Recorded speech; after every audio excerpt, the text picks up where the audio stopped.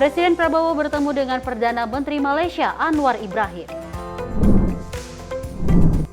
Pelaksanaan program makan bergizi gratis di Timur Indonesia.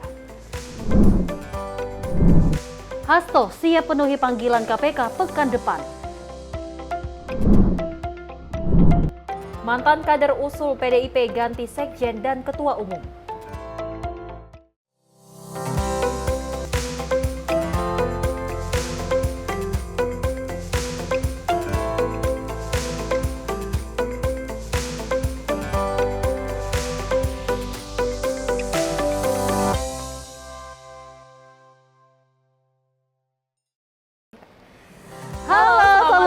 Pemirsa Simpo TV. Selamat pagi Dewi. Selamat pagi Seli. Dan pasti selamat pagi juga untuk pemirsa Simpo TV yang menyaksikan kami berdua. Tentu tadi headline yang telah kita bacakan ada salah satunya di mana program makan bergizi gratis yang menjadi program utama dari Prabowo Subianto dan Gibran Rakabuming Raka. Kita ketahui sudah banyak sekali berjalan dengan baik, bahkan mendapat respon positif dari para siswa yang sudah mendapatkannya. Benar sekali, ada di beberapa kota yang sudah mendapatkan program makan bergizi gratis dan juga tadi ini ada di Indonesia bagian timur lebih tepatnya.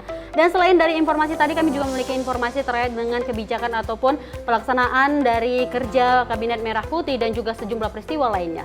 Dan bersama saya Dewi Manik dan saya Seri Segar, inilah Menyapa Pagi Simpo TV selengkapnya.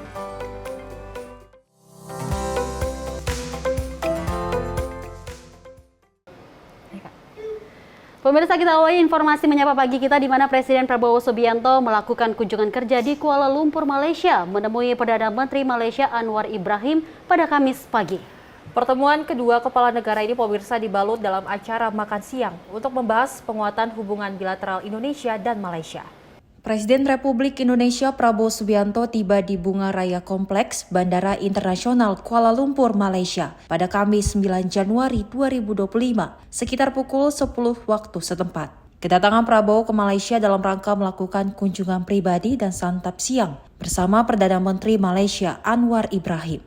Kepala Negara RI tiba di Kuala Lumpur disambut oleh Menteri Luar Negeri Malaysia Muhammad Hassan, Duta Besar Indonesia untuk Malaysia Indra Hermono, dan Atase Pertahanan RI Brigadir Jenderal Winarno. Dalam kunjungan pribadi tersebut, Presiden Prabowo diagendakan bertemu dengan Anwar Ibrahim di Kuala Lumpur. Kedua pemimpin negara akan membahas sejumlah langkah strategis dalam penguatan hubungan bilateral kedua negara. Dalam pertemuan, kedua pemimpin pemerintahan akan mendiskusikan sejumlah hal, salah satunya tentang upaya memperkuat pembangunan komunitas ASEAN. Tukar pandangan ini penting mengingat Malaysia didapuk menjadi ketua ASEAN 2025. Perkembangan kerjasama bilateral juga menjadi topik pembahasan Indonesia dan Malaysia, juga bakal menjajaki potensi kolaborasi baru di masa mendatang.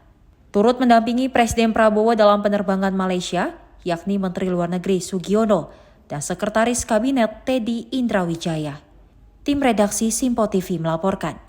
Sementara itu pemirsa, momen akrab gelar makan siang bersama Presiden Republik Indonesia Prabowo Subianto dan Perdana Menteri Malaysia Anwar Ibrahim ini berlangsung di Rumah Tangsi Kuala Lumpur pada Kamis 9 Januari 2025. Dalam momen tersebut, Presiden Prabowo diperlihatkan sejumlah karya seni dari seniman Malaysia yang menggambarkan hubungan kebudayaan dan sejarah Malaysia. Presiden Republik Indonesia Prabowo Subianto tiba di Bunga Raya Kompleks Bandara Internasional Kuala Lumpur, Malaysia pada Kamis 9 Januari 2025 sekitar pukul 10 waktu setempat. Kedatangan Prabowo ke Malaysia dalam rangka melakukan kunjungan pribadi dan santap siang bersama Perdana Menteri Malaysia Anwar Ibrahim. Kepala Negara RI tiba di Kuala Lumpur disambut oleh Menteri Luar Negeri Malaysia Muhammad Hassan, Duta Besar Indonesia untuk Malaysia Indra Hermono, dan Atase Pertahanan RI Brigadir Jenderal Winarno. Dalam kunjungan pribadi tersebut, Presiden Prabowo diagendakan bertemu dengan Anwar Ibrahim di Kuala Lumpur. Kedua pemimpin negara akan membahas sejumlah langkah strategis dalam penguatan hubungan bilateral kedua negara. Dalam pertemuan, kedua pemimpin pemerintahan akan mendiskusikan sejumlah hal, salah satunya tentang upaya memperkuat pembangunan komunitas ASEAN. Tukar pandangan ini penting mengingat Malaysia didapuk menjadi ketua ASEAN 2025. Perkembangan kerjasama bilateral juga menjadi topik pembahasan Indonesia dan Malaysia, juga bakal menjajaki potensi kolaborasi baru di masa mendatang. Turut mendampingi Presiden Prabowo dalam penerbangan Malaysia, yakni Menteri Luar Negeri Sugiono dan Sekretaris Kabinet Teddy Indrawijaya. Tim redaksi Simpo TV melaporkan. Pemirsa, usai pelaksanaan libur Nataru, pemerintah mewacanakan akan menurunkan harga tiket kapal pada pelaksanaan mudik Lebaran 2025. Menurutnya tidak semua masyarakat menggunakan transportasi udara, melainkan juga menggunakan transportasi laut. Menko Infrastruktur dan Pembangunan Kewilayahan Agus Harimurti Yudhoyono mengungkapkan, berdasarkan pengalaman pelaksanaan Nataru yang telah melakukan evaluasi awal, pemerintah berencana akan menurunkan tiket kapal laut pada libur Lebaran 2025 mendatang. Menurutnya, penurunan harga tiket pesawat sekitar 10% pada high season di momen Nataru, sebagai hal yang jarang terjadi. Dirinya juga mengaku, pemerintah kembali akan mengatur penurunan harga tiket pesawat dan kapal laut milik Pelni saat momen mudik Lebaran 2025 mendatang. Meski belum mengumumkan rinci terkait pelaksanaan dari wacana tersebut, AHY mengatakan selain penurunan harga tiket, pelayanan transportasi publik juga tetap perlu dipantau, pengaturan hingga aspek keamanan dan kenyamanan penumpang. Selebihnya kita berupaya kembali untuk menurunkan harga tiket pesawat termasuk juga moda transportasi lainnya. Karena kita tahu tidak semua menggunakan pesawat. Beberapa saat yang lalu saya juga datang ke Pelni misalnya ya, karena kita tahu masyarakat kita juga banyak sekali menggunakan kapal-kapal laut penumpang dengan berbagai kelas untuk menuju ke lokasi-lokasi yang tidak semua memiliki akses pesawat dan juga lebih terjangkau harganya, walaupun tentu dari sisi durasi perjalanan lebih panjang. Dari Jakarta, Fahrizal Ahmad Amin, Simpo TV melaporkan. Ya pemirsa, terkait program makan bergizi gratis dari Prabowo Subianto, ini ada warga Semarang yang mendapat tugas sebagai Kepala Satuan Pelayanan Pemenuhan Gizi Semarang. Ini mengungkapkan rasa senangnya karena dapat terlibat dalam program makan bergizi gratis yang diinisiasi oleh Presiden Republik Indonesia Prabowo Subianto. Sejak program makan bergizi gratis diluncurkan, banyak masyarakat lokal juga termasuk dirinya yang mendapatkan kesempatan lapangan pekerjaan baru. Menurutnya, program makan bergizi gratis ini mempunyai manfaat yang besar. Selain untuk memenuhi kebutuhan gizi anak-anak Indonesia, program ini juga menjadi sumber pendapatan bagi tenaga-tenaga di unit pelayanan. Untuk membuka lapangan pekerjaan karena akan meng-hire dari tetangga-tetangga sekitar yang ada di dekat UP untuk dipekerjakan di sini. Seberapa besarnya? Sangat besar sekali. Dari yang mereka yang awalnya tidak bekerja, jadi tiba-tiba karena ada program ini, mereka semua bisa bekerja dan menghasilkan uang yang cukup untuk keluarganya. Dan kita kan juga bekerja sama dengan UMKM sekitar, petani, peternak. Jadi dari hasil yang mereka punya, yang mereka hasilkan itu juga bakalan punya feedback buat kami. Ia menuturkan kerjasama yang dilakukan unit pelayanan untuk pasokan bahan baku makanan bergizi gratis juga memberikan manfaat langsung kepada para pelaku UMKM di Semarang hingga petani dan peternak lokal. Dia berharap program makan bergizi gratis ini makin luas cakupannya agar semua anak sekolah, terutama di Semarang, bisa mendapatkan pemenuhan kebutuhan gizi secara menyeluruh. Tim redaksi Simpo TV melaporkan. Kita beralih dengan informasi lainnya pemirsa, para pelaku bisnis kuliner yang terlibat dalam program makan bergizi gratis merasa bersyukur. Hal ini karena program makan bergizi gratis memberikan dampak positif secara langsung dengan memperkerjakan masyarakat sekitar dalam program ini. Hal ini diungkapkan oleh Sugiri, pengawas Yayasan Bangun Gizi Nusantara yang dimotori oleh perusahaan kuliner Wong Solo Group. Sugiri mengaku bersyukur grupnya bisa ikut berperan aktif mensukseskan program ini. Dirinya mengungkapkan bahwa pihaknya mempekerjakan sekitar 150 orang yang terdiri dari masyarakat lokal dalam menjalankan program yang diusung Presiden RI Prabowo Subianto tersebut. Yayasan ini bertugas mendistribusikan makan bergizi gratis wilayah Ngemplak, Boyolali, Jawa Tengah. Ini tentunya juga di samping tadi anak-anak mendapatkan asupan gizi yang lebih baik, kemudian kita juga mempekerjakan masyarakat sekitar sini, kemudian juga pedagang-pedagang di sekitar sini, pedagang sayur, pedagang ayam, kemudian pedagang buah, juga akan sangat terbantu dengan adanya program bergizi. Adapun Kepala Produksi di Dapur Gagak Sipat, Adinda, mengatakan senang dengan adanya program makan bergizi gratis, serta bangga bisa terlibat bekerja untuk program unggulan pemerintah ini. Demi menjamin mutu gizi, mereka juga melibatkan ahli gizi yang berkompeten. Di Dapur Gagak Sipat sendiri memiliki ahli gizi yang berkompeten untuk memastikan nutrisinya sudah sesuai untuk siswa atau untuk penerima manfaat yang kami tuju. Tak hanya itu, Proses pengolahan makanan pun dipastikan kebersihannya melalui standar yang sudah ditentukan. Tim redaksi Sinpo TV melaporkan. Pemirsa, menjadi wilayah dengan tingkat stunting tertinggi nomor 2 di Indonesia, PJ Gubernur Nusa Tenggara Timur didampingi PJ Bupati Kupang ini memantau langsung program makan siang bergizi gratis. Peninjauan ini dilakukan untuk memastikan standar gizi yang diterima oleh anak-anak. Pelaksanaan program makan siang gizi gratis yang dilaksanakan hingga hari ini masih memfokuskan menu makanan yang diberikan kepada siswa-siswi sekolah dasar di wilayah Indonesia Timur. Di Kabupaten Kupang, Nusa Tenggara Timur, pemerintah daerah melalui Bupati dan PJ Gubernur memantau langsung kegiatan ini di Sekolah Dasar Katolik San Yosef Nulbaki yang diterima oleh 302 murid pada Rabu pagi. Menu makan siang pun sangat diperhatikan oleh pemerintah daerah agar kebutuhan gizi bagi anak-anak terpenuhi. Nasi dan sayur menjadi menu utama yang diberikan kepada siswa-siswi, serta adanya pisang dan telur ayam sebagai pelengkap gizi. Nusa Tenggara Timur merupakan daerah dengan tingkat stunting tertinggi nomor 2 di Indonesia. Maka dari itu pemerintah melalui penjabatnya sangat mendukung program Presiden Prabowo Subianto ini. Dilakukan tambahan edukasi sebelum dilakukan makan, guru memberikan edukasi singkat terkait apa yang dimakan hari ini, beserta manfaatnya buat mereka. Jadi ini bukan makan kenyang tapi makan berkualitas, makan bergizi. Jadi ada unsur karbo, ada unsur protein, ada unsur vitamin dan mineral, itu diedukasikan kepada anak-anak agar masuk di mindset mereka. Sampai nanti dia tua, sampai dia besar, sampai dia berkeluarga, dia nanti akan mengedukasi anak-anaknya bahwa sayur itu penting, buah itu penting. Lalu kalau tidak dilakukan itu, nanti dia hanya normatif, rutin makan, edukasinya nggak dapat. Tangan olahan dari perindustrian terkait dengan dapur. Nah, nanti begitu sudah masuk dapur, industri harus masuk itu untuk kemudian standarisasi dapur. Tapi tadi paling tidak kita bisa lihat dari tempat makannya saja sudah higienis, bagus, ya, dari stainless steel, food grade. Jadi sudah dari situ sudah terstandarisasi. Ya, nanti kita pengen bahan bakunya terstandarisasi, proses masaknya terstandarisasi, disajikan secara terstandarisasi sehingga dikonsumsi oleh anak-anak dalam kondisi fresh.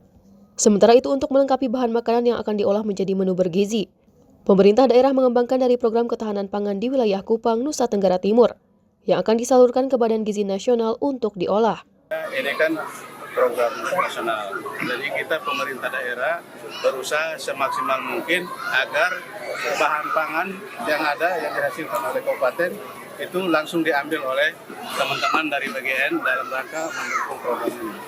Sekarang kita selalu ketemu dengan masyarakat, melakukan sosialisasi terhadap hal-hal yang tadi sudah disampaikan oleh Pak Gubernur. Diharapkan dengan adanya program nasional ini dapat menurunkan tingkat stunting di wilayah Indonesia bagian timur. Tim redaksi Sinpo TV melaporkan. Ya, Sally dan juga pemirsa, dapat kita saksikan bahwa memang informasi yang kita hantarkan tadi melakukan bagaimana pemerintah menyoroti program makan bergizi gratis ini menjadi program yang utama dilakukan. Betul. Melihat bahwa ini stunting perlu sekali untuk dipantau agar masyarakat apalagi Indonesia bagian timur ini dapat berlangsung makan bergizi gratis. Betul, kita ketahui memang Dewi dan pemirsa bahwasanya program makan bergizi gratis ini sudah dilangsungkan pada tanggal 6 Januari 2025. Bahkan para kabinet Merah Putih turun langsung untuk meninjau bagaimana pemberian program makan bergizi gratis, dan tentunya mendapat respon positif dari para murid yang sudah menerima dan mereka senang dengan adanya program tersebut. Benar, selain juga dengan kesenangan para siswa, ini juga membuka lapangan pekerjaan baru untuk masyarakat di Indonesia ataupun daerah lokal lebih tepatnya. Dan informasi lainnya pemirsa akan kami hadirkan usai jeda, tetap bersama kami.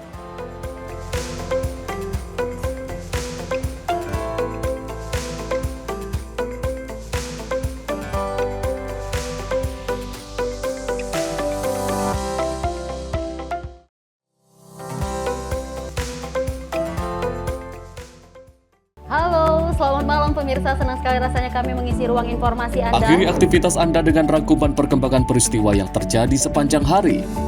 Sebelumnya kita saksikan ada sekitar 3.000 tamu undangan, sementara di Ibu Kota Nusantara ini ada sekitar 2.000 tamu undangan. Rangkaian informasi nasional dan mancanegara dirangkum sebagai penutup hari dalam Menyapa Malam. Setiap Senin hingga Jumat pukul 8 malam, hanya di Sinpo TV.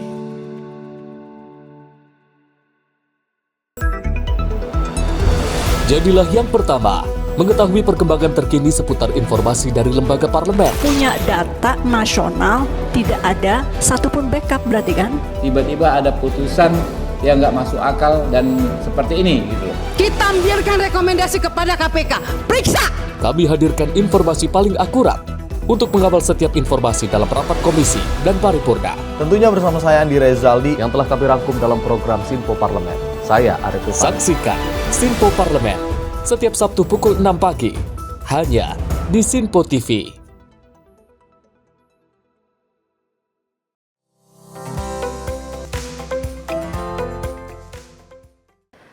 Terima kasih pemirsa, Anda masih menyaksikan Menyapa Pagi Sinpo TV dan kita lanjutkan informasinya di mana KPK tengah mengusut kasus dugaan korupsi dalam kegiatan investasi fiktif di PT Taspen tahun anggaran 2019.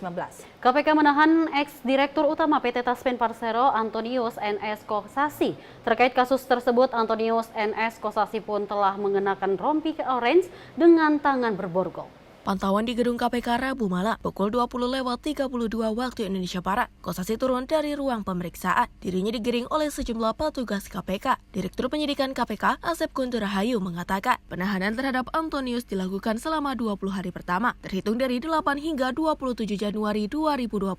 Sebelumnya, KPK memeriksa ex-direktur utama PT Taspen Persero Antonius NS Kosasi. Dirinya diperiksa dalam perkara kasus dugaan korupsi investasi fiktif di PT Taspen pada 2019. Dalam kasus ini, Antonius diduga terlibat dalam pendapatan dana investasi sebesar 1 triliun rupiah yang mengakibatkan kerugian negara sekitar 200 miliar rupiah. Bahwa atas penempatan dana atau investasi sebesar 1 triliun pada reksadana INEC Jitu yang dikelola oleh PT IIM yang melawan hukum tersebut semestinya tidak boleh dikeluarkan. Terdapat beberapa pihak yang mendapat keuntungan, antara lain PT IIM sekurang-kurangnya sebesar 78 miliar rupiah, PT VSI sekurang-kurangnya 2,2 miliar rupiah, PT PS sekurang-kurangnya 102 juta, dan PT SM sekurang-kurangnya 44 juta. Pihak lain yang terafiliasi dengan tersangka NSK dan tersangka EHP. Bahwa atas rangkaian perbuatan melawan hukum yang dilakukan oleh tersangka NSK bersama-sama dengan tersangka EHP tersebut diduga telah merugikan keuangan negara atas penempatan dana investasi PT Taspen sebesar 1 triliun pada RD INEC Jitu yang dikelola PT IIM tidak-tidaknya sebesar 200 miliar rupiah. KPK selanjutnya melakukan penahanan kepada tersangka NSK dan untuk 20 hari pertama terhitung sejak 8 Januari sampai dengan 27 Januari 2025. Penahanan dilakukan di rutan cabang gedung KPK Merah Putih. Selain Antonius, KPK juga telah menetapkan Dirut PT Insight Investment Management Ekiawan Heri Primarianto sebagai tersangka dalam kasus ini. Dugaan korupsi di PT Taspen berfokus pada penempatan uang perusahaan yang mencapai 1 triliun rupiah dalam kegiatan investasi, di mana sebagian dari investasi tersebut diduga fiktif. Dari Jakarta, Dio Malau, Roda Bayu, Sinpo TV melaporkan. Sementara itu pemirsa, mantan terpidana kasus suap yang melibatkan buronan Harun Masiku, Agustiani Tio Frideliana ini menjalani pemeriksaan di Gedung Merah Putih KPK. Agustiani Tio Fridelina ini diperiksa untuk melengkapi berkas tersangka Hasto Kristianto. Usai diperiksa selama 6 jam, mantan anggota Bawaslu, Agustiani Tio Fridelina keluar dari gedung KPK pada Rabu petang. Agustiani yang juga mantan kader PDI Perjuangan mengaku dicecar 14 pertanyaan dari penyidik KPK. Agustiani mengatakan pemeriksaannya untuk melengkapi berkas perkembangan kasusnya. Namun Agustiani Tio menolak berkomentar saat ditanya apakah uang suap Harun Masiku kepada mantan komisioner KPU Wahyu Setiawan berasal dari tersangka Sekjen PDIP Hasto Kristianto. Mantan anggota Bawaslu itu menyatakan terkait uang suap sudah masuk ranah materi penyidikan, sehingga dirinya tak mau berkomentar. Ada 14 pertanyaan pengembangan dari BAP yang lama. Nanti selanjutnya sama lawyer sama penyidik aja ya ditanyanya ya. Pendalaman materinya apa Bu? Pak Hasto Bu. Apa benar uang suap itu berasal dari Pak Hasto? Mana mikir? Itu kan materi ya, nggak boleh ditanyakan ya. Udah ya. Fakta sidang juga Bu. Baca. Bu dari aliran dana itu langsung dari Pak Hasto. Baca. Bu dari aliran dana itu langsung dari Pak Hasto. Baca putusan Bu Tio aja. Berapa pertanyaan tadi Bu? 14. Ada pendalaman materinya apa aja Bu? Yang paling ini Bu? Pendalaman materinya apa? 14 ya. Udah ya. Ini seputar apa Bu? Seputar apa Bu? Lihat di putusan Pak, sekitar segitu aja kok. Ya, saya ya. Putusannya Bu Tio kan udah ada. Ya. Diketahui Agustiani Tio Fridelina merupakan salah satu terpidana dalam kasus suap pergantian antar waktu caleg PDIP Harun Masiku yang telah menjalani hukuman 4 tahun penjara pada tahun 2020 dan kini telah bebas. Dari Jakarta, Tio Malau, Sinpo TV melaporkan. Sementara itu, pemirsa, Komisi Pemberantasan Korupsi telah melakukan penggeledahan di 2 rumah milik Sekjen PDIP Hasto Kristianto. 2 rumah tersebut yang terletak di Bekasi, Jawa Barat dan di daerah Kebagusan, Jakarta Selatan. Dari 2 tempat tersebut, KPK berhasil menyita barang-barang elektronik dan juga sejumlah catatan milik Hasto. KPK telah melakukan penggeledahan di kediaman Sekjen PDIP Hasto Kristianto yang berada di 2 tempat. Direktur Penyidikan KPK, Asep Guntur Rahayu mengatakan, dari penggeledahan yang telah dilakukan oleh KPK, penyidik berhasil mengamankan sejumlah barang-barang elektronik dan dokumen atau catatan milik Hasto. Selain itu, Hasto akan kembali dipanggil KPK pada pekan depan usai pada tanggal 6 kemarin Hasto tidak memenuhi panggilan KPK. HK untuk dipanggil lagi minggu depan, silahkan ditunggu saja ya. Yang di Mas Denny menyatakan semalam yang disita dari Bekasi dan rumah Kebagusan itu apa? Itu ada bukti-bukti ya, ada bukti elektronik maupun juga bukti berupa catatan-catatan yang tentunya bukti elektronik dan catatan tersebut itu terkait dengan perkara yang sedang kita tangani. Itu jadi apapun yang kita lakukan penyitaan itu terkait dengan perkara yang sedang kita tangani.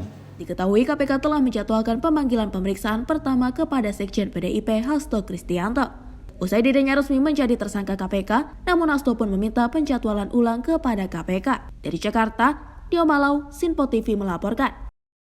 Pemirsa, Sekretaris Jenderal Partai PDI Perjuangan Hasto Kristianto menegaskan dirinya sudah menerima surat pemanggilan dari Komisi Pemberantasan Korupsi atau KPK untuk hadir pada Senin 13 Januari mendatang. Hasto pun menyampaikan dirinya akan hadir memenuhi panggilan KPK sebagai warga yang taat hukum dan untuk memberikan keterangan dengan sebaik-baiknya. Sekretaris Jenderal PDI Perjuangan Hasto Kristianto terlihat muncul dan memimpin jumpa pers mengenai persiapan hari ulang tahun partai di kantor DPP PDIP Menteng, Jakarta Pusat, Kamis sore. Dalam kesempatan itu, Hasto turut menanggapi terkait penetapan dirinya sebagai tersangka KPK dan menyatakan akan memenuhi surat panggilan dari KPK pada 13 Januari mendatang. Hasto juga menegaskan bahwa dirinya akan hadir memenuhi panggilan KPK sebagai warga yang taat hukum, sekaligus akan memberikan keterangan dengan sebaik-baiknya. Saya perlu tegaskan bahwa saya sudah menerima surat panggilan dari KPK untuk hadir tanggal 13 Januari 2025 pada jam 10 dan saya nyatakan bahwa sebagai warga negara yang taat hukum, saya akan hadir memenuhi panggilan KPK tersebut dan memberikan keterangan dengan sebaik-baiknya. Saya memahami keseluruhan jalan politik PDI Perjuangan, jalan politik dari Bung Karno dan Ibu Megawati Soekarno Putri, sehingga terhadap proses ini akan saya jalani dengan penuh tanggung jawab, dengan kepala tegak, karena saya juga tahu sejak awal konsekuensinya ketika memperjuangkan demokrasi, prinsip-prinsip bekerjanya negara hukum, campur tangan kekuasaan yang sudah saya sampaikan di dalam disertasi saya tentang pelembagaan partai dan ketahanan partai politik. Karena itulah demokrasi ini harus kita junjung tinggi, semua harus menghormati supremasi hukum dengan sebaik-baiknya. Dari Jakarta, Sri Dewi Andayani, Rona Bayu, Sinpo TV melaporkan. Masih terkait dengan KPK, pemirsa, di mana lembaga anti rasuah memeriksa ex-penyidik KPK Ronald Paul Sinyal yang usut perkara suap Harun Masiku sebagai saksi. Selama diperiksa, Ronald sebut ex-ketua KPK Firly Bahuri terlibat dalam perintangan penyidikan perkara tersebut.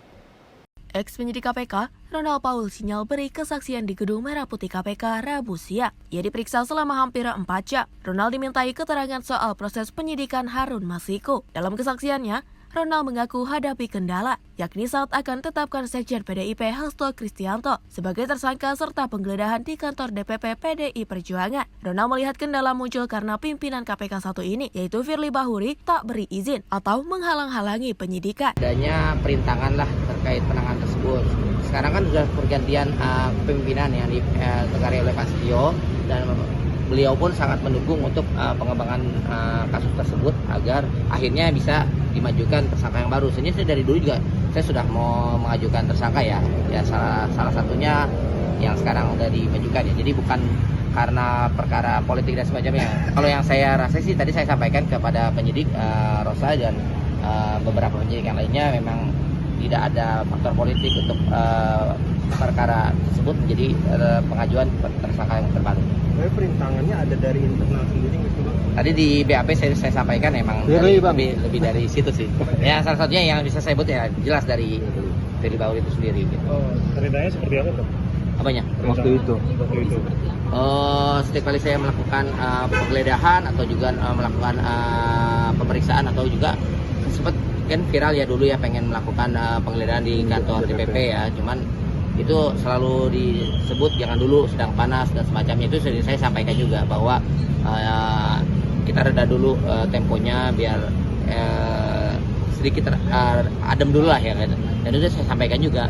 Sebenarnya kan tidak bisa juga ya seperti itu dihalang-halangi ya, cuman itu yang terjadi di.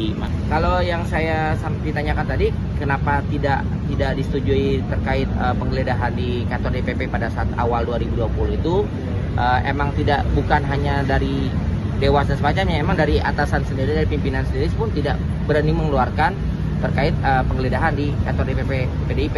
Jadi tidak sampai ke arah Dewas sih. Pada saat itu belum sampai ke sana, baru izin ke Kasatgas dan sampai ke pimpinan, emang pimpinan tidak mengeluarkan izin. Ronald berharap Firly Bahuri juga akan dipanggil KPK untuk dimintai keterangan. Dari Jakarta, Tio Malau, Ronda Bayu, Sinpo TV melaporkan. Dan ini Sally, informasi yang kita hantarkan bahwa memang KPK lagi-lagi menjadi sorotan utama untuk masyarakat, di mana pelaksanaan Harun Masiku ini masih dalam proses pelaksanaan ataupun masih dalam proses pengulikan. Betul, kita ketahui memang kasus Harun Masiku dari tahun 2019 bahkan sampai tahun 2025 ini belum terungkap. Dan kita ketahui memang Sekjen PDI Perjuangan ini Hasto Kristianto telah diperiksa, dan kita berharap bahwasanya KPK dapat mengungkapkan. Terlebih tadi ada ex dari KPK menyebutkan bahwasanya mantan Ketua KPK Firly Bahuri juga terlibat dalam kasus Harun Masiku. Benar sekali, dan kita berharap mungkin ini selanjutnya KPK lebih intens lagi untuk menanggapi ataupun melaksanakan pemeriksaan terhadap Harun Masiku dan seluruh pejabat yang terkait dengan Harun Masiku. Dan informasi lainnya pemirsa akan kami sampaikan usai jeda. Tetaplah bersama kami dalam Menyapa Pagi Sinpo TV.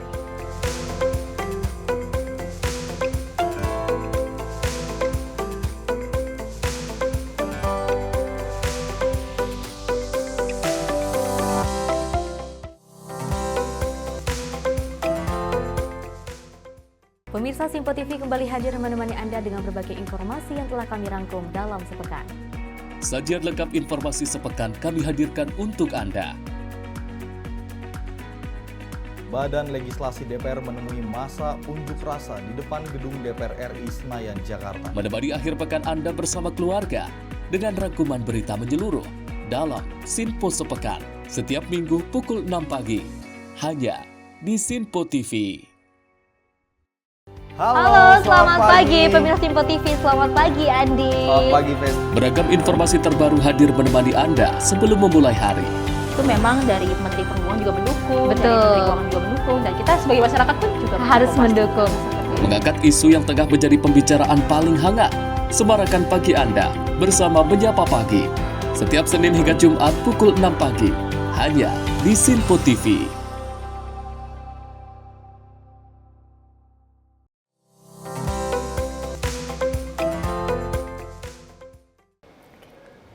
Terima kasih pemirsa, Anda kembali menyaksikan Menyapa Pagi. Informasi kita lanjut, Komisi Pemilihan Umum Daerah Jakarta menggelar rapat pleno terbuka penetapan pasangan gubernur dan wakil gubernur terpilih di Hotel Pullman Jakarta. Dan Ketua Tim Sukses Ridho Ahmad Riza Patria ini menyampaikan harapan agar kepemimpinan dari Pramono dan Rano Karno dapat menghadapi tantangan dan membawa Jakarta lebih maju.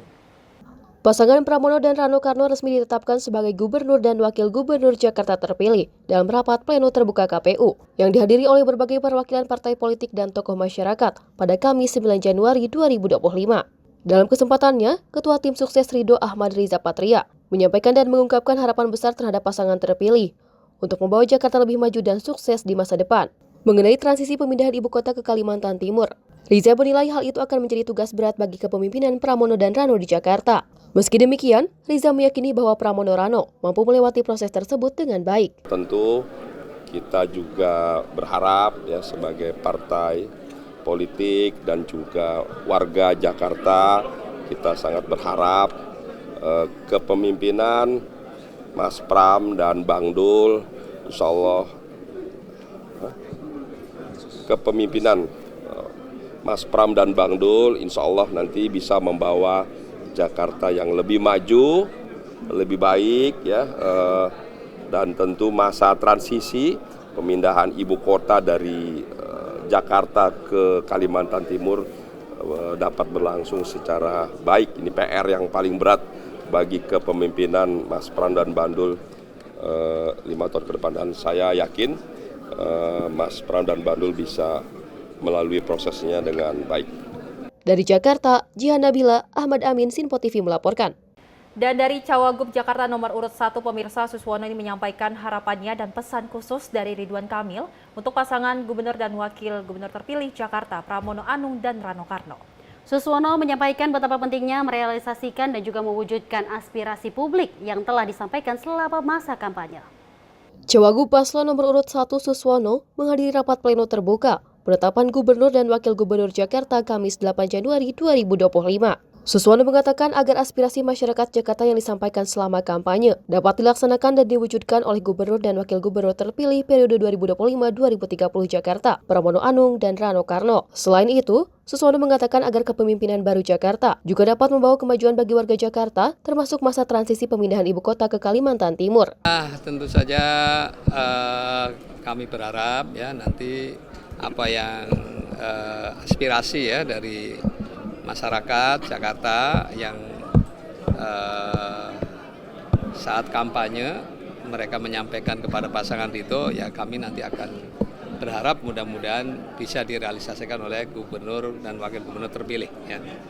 Jadi intinya hari ini saya memenuhi undangan KPUD DKI Jakarta di mana Pak RK berhalangan karena beliau masih di luar.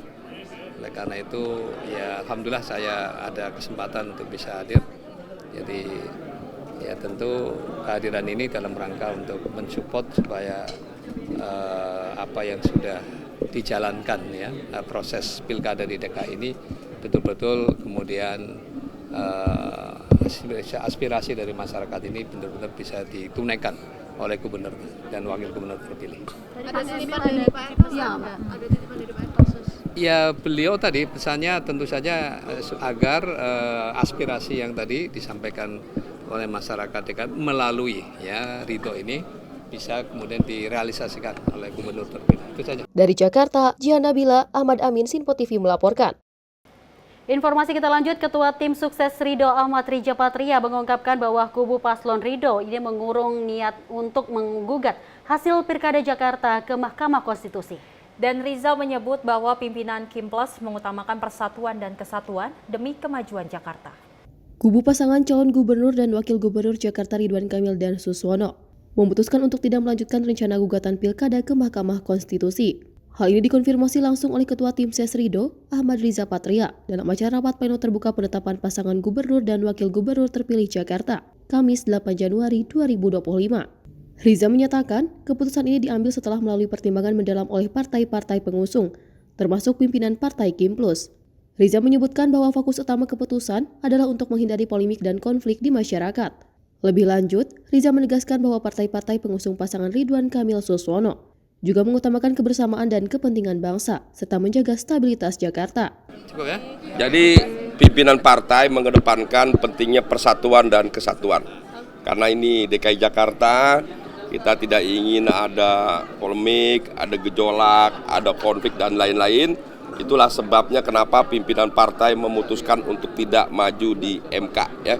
Jadi sekali lagi, apalagi Bapak Prabowo, Pak Dasko dan pimpinan partai lainnya selalu mengedepankan kebersamaan, persaudaraan dan kepentingan bangsa negara di atas kepentingan partai, di atas kepentingan lainnya. Dari Jakarta, Jihan Nabila, Ahmad Amin, Sinpo TV melaporkan. Masih dengan Ketua Tim Ses Ridho atau Ridwan Kamil Suswono, pemirsa, Ahmad Riza Patria ini menyatakan partai pengusung pasangan Ridho akan membangun sinergi pasca Pilkada dengan Pramono Rano. Hal tersebut untuk mendorong dan juga memajukan program pembangunan Jakarta menjadi lebih baik. Ketua Tim Ses Ridho Ahmad Riza Patria menyampaikan bahwa 16 partai pengusung paslon Ridwan Kamil dan Suswono berkomitmen akan turut membantu dalam merealisasikan program-program aspirasi masyarakat di bawah kepemimpinan Pramono Rano. Dalam kesempatannya, Riza menyebutkan bahwa pasca Pilkada, tugas utama adalah berkolaborasi untuk menunjang pembangunan dan kemajuan Jakarta. Riza Patria juga mengajak semua pihak untuk lebih berperan aktif mendorong program-program kemajuan untuk menjadikan kota Jakarta yang lebih baik. Jadi kami ini kan punya 16 partai pengusung, ya. Dan seluruh partai yang ada di DPRD, ya, minus PDIP itu adalah pengusung pasangan Bang Ridwan Kamil dan Mas Suswono. Tentu setelah selesai hari ini, tugas kita selesai urusan kampanye, selesai urusan pilkada, tugas kita bersama-sama sebagai partai yang duduk juga di DPRD DKI Jakarta adalah ikut terlibat aktif sebagai tugas-tugasnya untuk juga memajukan, ya, kota Jakarta. Dan juga kami akan menyampaikan partai-partai di DPRD apa yang menjadi program-program pasangan Ridho melalui partai-partai yang ada di DPRD, ya, gitu ya. Jadi bekerja sama yang baik, ya. Selesai urusan pilkada, selesai kampanye, mari kita sama-sama membangun kota Jakarta bersama-sama. Dari Jakarta, Jihan Nabila, Ahmad Amin, Sinpo TV melaporkan. Pemirsa, DPP PDI Perjuangan akan menggelar perayaan ulang tahun Partai ke-52 di Sekolah Partai PDI Perjuangan Jalan Lenteng Agung Raya, Jakarta Selatan pada Jumat 10 Januari 2025.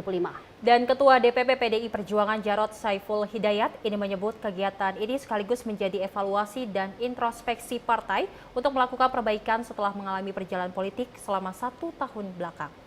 DPP PDI Perjuangan menggelar konferensi pers mengenai kesiapan jelang perayaan hari ulang tahun Partai ke-52 yang bertema Satyam Eva Jayate dengan subtema Api Perjuangan Tak Kunjung Padam. Rencananya acara akan dimulai pukul 13.30 waktu Indonesia Barat, bertempat di Sekolah Partai PDIP di Lenteng Agung, Jakarta Selatan. Acara pun akan dibuka oleh Ketua Umum PDIP Megawati Soekarno Putri. Kegiatan HUT Partai ke-52 ini juga akan dilakukan secara sederhana, namun tetap menampilkan wajah kebudayaan dan penuh semangat nasionalisme. Adapun Jarod menyebut alasan HUT PDIP diselenggarakan di sekolah partai, karena menurutnya fungsi utama parpol adalah pendidikan politik kebangsaan. Tentu saja, sebagai partai politik, ada banyak kekurangan dan kelemahan. Oleh sebab itu, dengan banyaknya kelemahan dan kekurangan ini menjadikan satu masukan dan introspeksi yang sangat baik bagi partai untuk menata diri lebih baik dan menentukan arah 1 tahun ke depan. Akan seperti apa PDI Perjuangan, ya, untuk menjawab tantangan zaman. Karena fungsi utama dari partai politik adalah pendidikan politik. Pendidikan politik kebangsaan, bukan pendidikan politik dalam arti yang sempit. Dari Jakarta, Sri Dewi Andayani, Rona Bayu, Sinpo TV melaporkan.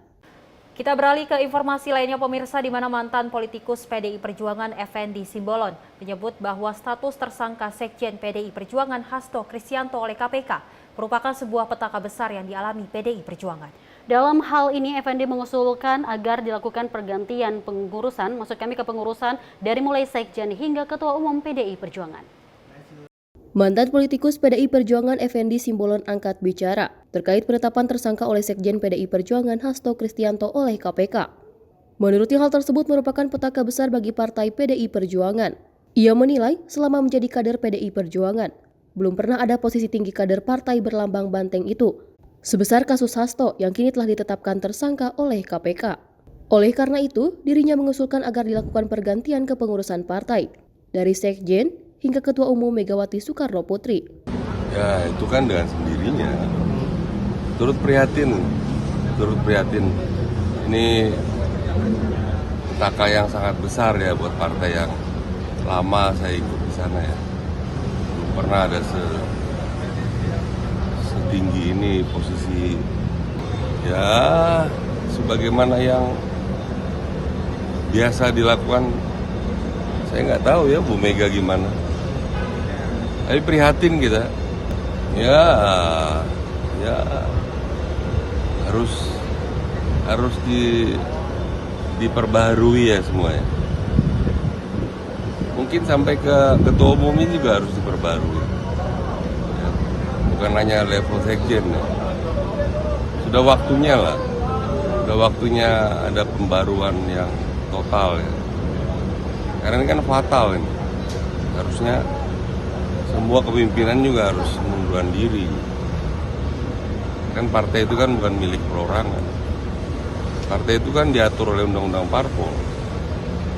Jadi harus pertanggungjawaban kepada publiknya juga harus tinggi. Bukan soal regenerasi, harus ada pertanggungjawaban dari ketua umum juga. Bahwa ini kan ada hal yang pelanggaran hukum. Dari Jakarta, Farizal Ahmad Amin, Sinpo TV melaporkan. Nah, Kita ketahui Dewi dan pemirsa di mana memang penetapan tersangka yaitu Hasto Kristianto memang cukup menyita perhatian publik, di mana memang Hasto Kristianto sebagai sekjen dari PDI Perjuangan, kita ketahui bahwasanya pimpinan sekjen yang cukup kita bisa bilang tertinggi di partai, namun terlibat dalam kasus korupsi Harun Masiku. semoga ini juga menjadi pelajaran untuk seluruh partai lebih tepatnya, dan lagi-lagi kalau kita melihat bahwa nantinya di tanggal 10 Januari ini PDI Perjuangan akan melaksanakan ulang tahun yang ke-52 dan mengubah lagi, dan juga masih banyak sorotan yang harus dievaluasi yang dilakukan oleh PDI Perjuangan tampaknya. Pemirsa, informasi selanjutnya akan kami sampaikan, namun usai jeda berikut tetaplah bersama kami dalam Menyapa Pagi Sinpo TV.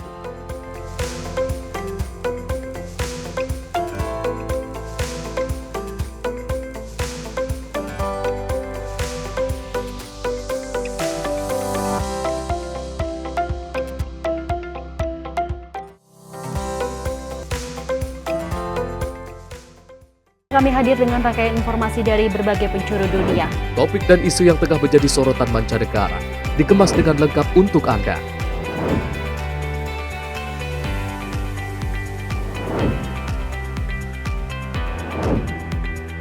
Peristiwa penting yang terjadi dari berbagai belahan dunia ini hadir dalam Sinpo Dunia setiap Senin hingga Jumat pukul 7:30 malam hanya di Sinpo TV.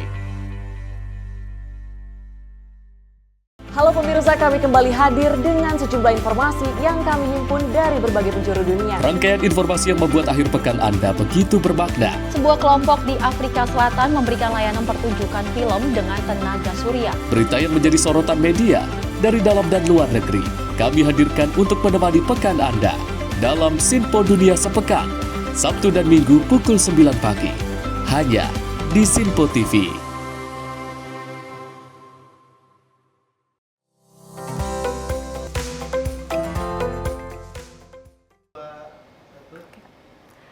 Selamat pagi pemirsa, Anda masih menyaksikan Menyapa Pagi Sinpo TV dan kita lanjutkan informasi terkait peristiwa di mana seorang pria yang baru saja menikah tewas tenggelam saat tengah mandi di sungai. Sementara itu, sang istri histeris hingga jatuh pingsan saat mengetahui suaminya hilang di bawah arus sungai deras. Inilah detik-detik Ari Pranata melompat untuk mandi di Sungai Bedera, Kecamatan Medan, Marelan. Pria 21 tahun itu tenggelam terbawa derasnya arus Sungai Bedera yang deras. Sementara sang istri, Siti Azizah yang datang ke lokasi tenggelamnya sang suami, histeris dan jatuh pingsan. Awalnya, korban yang baru menikah melompat dari jembatan untuk mandi di Sungai Bedera Lingkungan, Kelurahan Terjun, Kecamatan Medan, Marelan, Senin sore. Tak berapa lama terjun ke sungai, korban sempat berusaha berenang ke tepi seberang sungai. Naas, arus sungai cukup deras menyeret tubuh korban dan hilang. Warga sempat berusaha melakukan pencarian sebelum akhirnya melaporkan peristiwa tersebut ke Basarnas Kota Medan. Anak itu lompat dari jembatan ke nggak lama selang tadi 20 meter udah melambaikan dua belah tangannya. Cuma yang lain begitu mengejar nggak dapat. Timbul lagi di sekitar 30 meter lagi nampak nongol rambutnya, dikejar lagi udah nggak dapat lagi sampai saat ini pun enggak. Tim Basarnas Kota Medan yang melakukan pencarian selama 2 hari menyisir sungai. Akhirnya Arif Pranata berhasil ditemukan pada Selasa sore. Korban ditemukan dalam kondisi tak bernyawa. Setelah ditemukan, langsung dibawa ke rumah orang tua korban yang berada di Mabar, dan hasil identifikasi bahwasannya yang bersangkutan murni tenggelam, mati karena tenggelam, dan tidak ada tanda-tanda kekerasan. Demikian. Setelah dievakuasi oleh tim Basarnas bersama Polsek Medan Labuhan, jasad korban lalu dibawa ke rumah orang tuanya di daerah Kecamatan Medan Deli. Jenazah korban kini sudah dikebumikan. Dari Medan, Sumatera Utara, kontributor Sinpo TV melaporkan.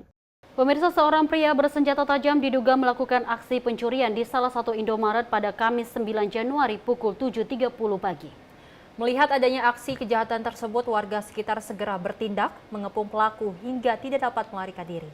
Pada pagi hari tanggal 9 Januari 2025, terjadi aksi pencurian di Indomaret Sukamulya, Tasikmalaya. Seorang pria berusia 32 tahun Wijaya diduga melakukan perampokan dengan menodongkan pistol mainan kepada kasir untuk mengambil uang dan barang dagangan. Warga setempat segera bertindak dan berhasil menangkap pelaku sebelum ia melarikan diri, meskipun sempat melawan. Pelaku kini diamankan bersama barang bukti berupa pistol airsoft gun dan uang tunai lebih dari 1,9 juta rupiah. Saat ini pelaku sudah dibawa ke Polres Tasikmalaya Kota. Karena usai aksinya, pelaku berhasil ditangkap oleh warga setempat dan petugas Pol PP Kota Tasikmalaya serta penjaga minimarket tersebut. Dari Jakarta, Alwendi, tim Sinpo TV melaporkan. Sementara itu, pemirsa, pihak imigrasi Indonesia berhasil menangkap buronan milik UA Marshall asal Amerika Serikat berinisial TJC yang melakukan tindak pidana eksploitasi seksual anak di bawah umur di kota Iowa, Amerika Serikat. Meskipun bukan DPO internasional ataupun buronan Red Notice, penangkapan ini dilakukan atas permintaan bantuan pemerintah ke pemerintah, dalam hal ini Amerika Serikat dan juga Indonesia. Buronan kasus eksploitasi seksual anak asal Amerika Serikat berhasil ditangkap oleh pemerintah, dalam hal ini keimigrasian Indonesia. Awal mula penangkapan ini dilakukan pasca pihak imigrasi Indonesia menerima surat kedubes Amerika Serikat mengenai pencabutan paspor warga negara Amerika Serikat berinisial TJC, serta memiliki surat penangkapan aktif dari US Marshal pada 18 Desember lalu. Pelaku melakukan kejahatan seksual di distrik Iowa, Amerika Serikat sebanyak 6 kasus aktif. Pelaku memasuki tanah air melalui Bandara Soekarno-Hatta sejak 4 Desember dengan melintas dari Malaysia. Adapun alasan pelaku buronan ini memilih Indonesia atas biaya hidup yang sama dengan Malaysia.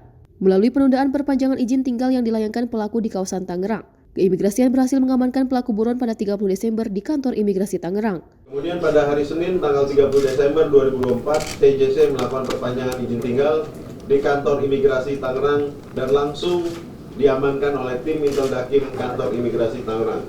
Selanjutnya, warga negara Amerika Serikat tersebut atas nama TJC diamankan oleh penyidik di Direktorat Wasdakim dan dilakukan pendeteksian guna proses pemeriksaan lebih lanjut. Di sisi lain, PLT Direktorat Jenderal Imigrasi, Safar Muhammad menegaskan akan terus konsisten dalam proses keimigrasian warga negara asing ke Indonesia, serta membantu pengamanan kejahatan internasional. Direktorat Jenderal Imigrasi akan terus berkomitmen dan konsisten dalam penegakan hukum keimigrasian yang terkait dengan WNA yang bermasalah, terutama bermasalah dengan hukum dan kejahatan internasional.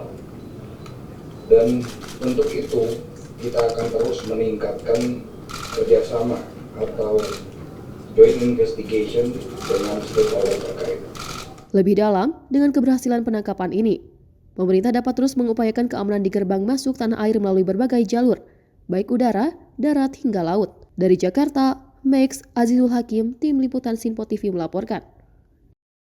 Kita beralih dengan informasi lainnya, pemirsa. Menteri Kesehatan Budi Gunadi Sadikin ini memberikan tanda penghargaan untuk Dr. Aulia Risma Lestari, korban perundungan program pendidikan dokter spesialis atau PPDS Undip program studi anestesi.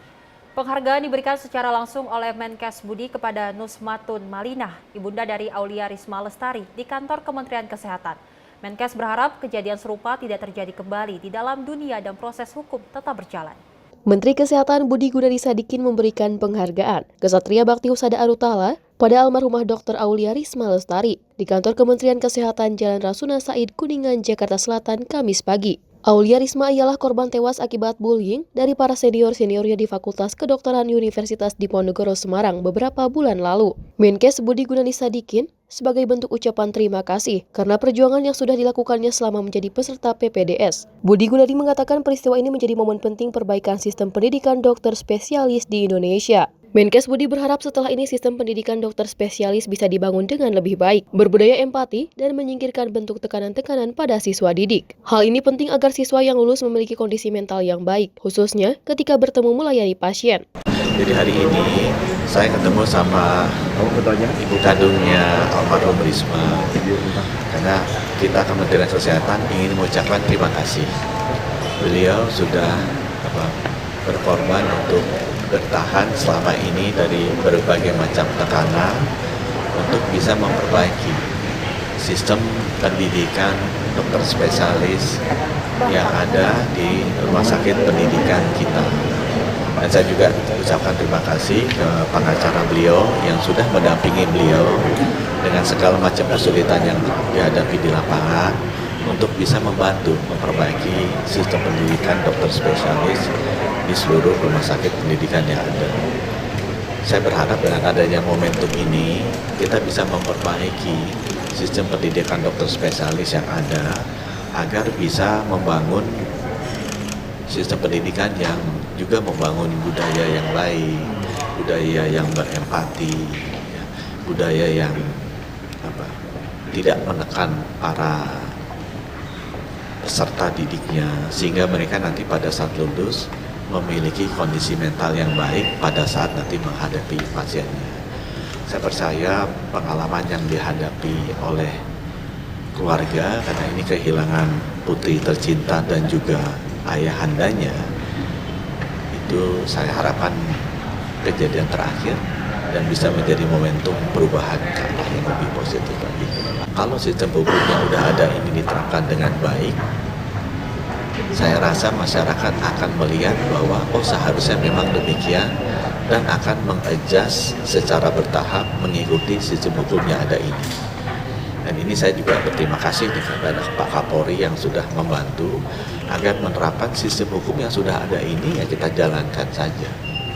Diharapkan dengan adanya sistem hukum yang ada ini dijalankan, masyarakat bisa melihat, memang seharusnya beginilah budaya atau perilaku. Sementara Ibunda Dr. ARL, Nuzmatun Malina sembari menahan tangis. Mengatakan dalam kesempatan yang sama, Nuzmatun mengungkapkan ucapan terima kasihnya pada pemerintah, pengacara, dan masyarakat. Meminta masyarakat untuk terus bisa memberikan dukungan dan doa agar pihak keluarga tetap diberikan kekuatan selama proses hukum yang sedang berjalan. Nuzmatun berharap apa yang terjadi pada anaknya merupakan kejadian yang terakhir dan tidak pernah terulang lagi. Kasus almarhumah Dr. Aulia Risma Lestari selalu mengikuti perkembangannya sehingga tidak akan berhenti.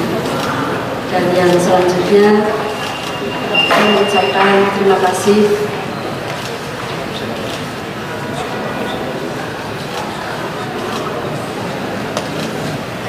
kepada Pak Menteri Kesehatan Pak Budi Gunadi Sadikin yang telah memperhatikan perkembangan kasus almarhumah sehingga bisa sampai pada kasus penetapan tersangka. Untuk mengikuti semua apa yang menjadi prosedur permasalahan almarhumah, dan juga kepada Pak Kapolri, Pak Kapolda dan jajarannya mengucapkan terima kasih juga yang dengan bekerja keras sehingga bisa menentukan dan menetapkan dan mengumumkan 3 PSK dari kasus meninggalnya almarhumah Dr. Aulia Risma Lestari.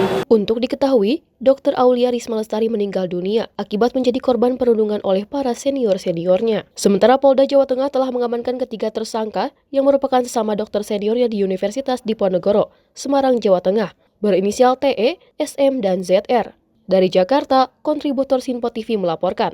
Ya Dewi dan pemirsa, kita pastinya berharap agar kasus perundungan ataupun kasus bullying di setiap dunia pendidikan tidak terjadi lagi. Kita ketahui memang ini mengakibatkan adanya Dr. Aulia meninggal akibat adanya perundungan di sekitaran pendidikan dokter. Ini menjadi pelajaran bagi kita semua untuk tidak melakukan hal ataupun kejahatan yang seperti ini. Dan pemirsa, informasi tadi menutup perjumpaan kita dalam Menyapa Pagi kali ini. Saya Dewi Manik. Dan saya Selis Regar. Terima kasih dan sampai jumpa.